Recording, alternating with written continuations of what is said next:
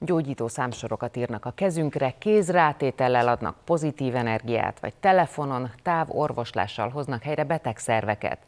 Elsőre hihetetlennek tűnik, mégis sokan hisznek az ilyen és ehhez hasonló alternatív gyógymódokban. Persze van olyan is, aki szerint mindez nem más, mint szemfényvesztés. Megenergetizálom őt.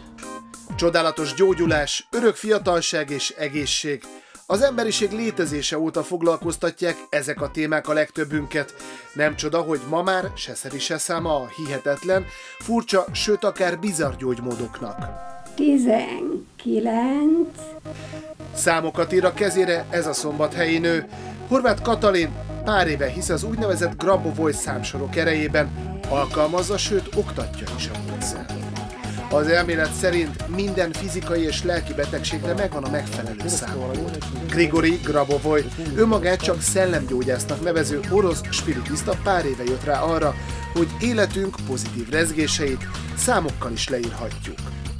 Bejelentem, hogy én, Grigori Grabovoi vagyok, Jézus Krisztus második eljövetele. A talán kissé szerénytelen kinyilatkoztatás mellett Grabovoi azt is állítja, hogy ha sokat mormoljuk és mindenhova, ahova csak tudjuk, feljegyezzük a megfelelő számsorokat, például a beteg testrészünkre, számítógépünkre, vagy más szemünk előtt lévő tárgyra, akkor életünk visszaáll a helyes egyensúlyba.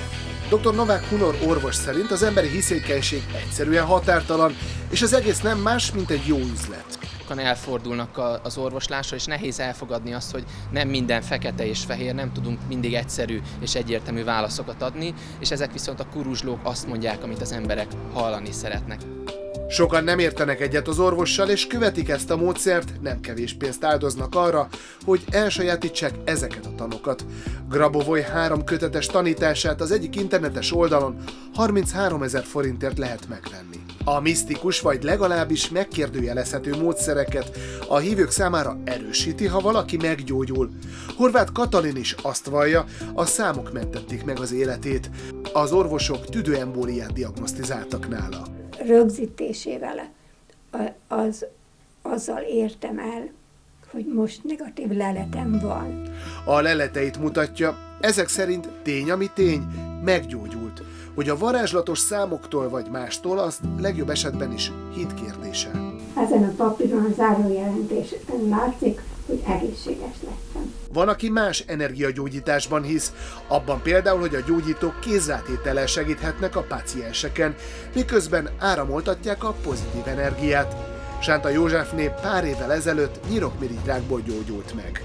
Most azt lehet mondani, hogy energiával tartjuk ezt nagyon szépen sarkban, tehát 5 éve teljesen tünetmentes vagyok. Dr. Novák Hunor korábban többször is kritizált a közösségi oldalán a riportban bemutatott elméleteket. Szerinte az esetleges gyógyulások csak a véletlen művei. Jelentős a placebo hatás is, de legtöbbször arról van szó, hogy egy spontán, amúgy is megszűnő betegségek, meg állapotokról van szó. A legtöbb ilyen elméletet tudományosan még nem bizonyították. Kóklerek, csalók vagy mindenható gyógyítók. Talán az a legjobb, ha ezt mindenki maga dönti.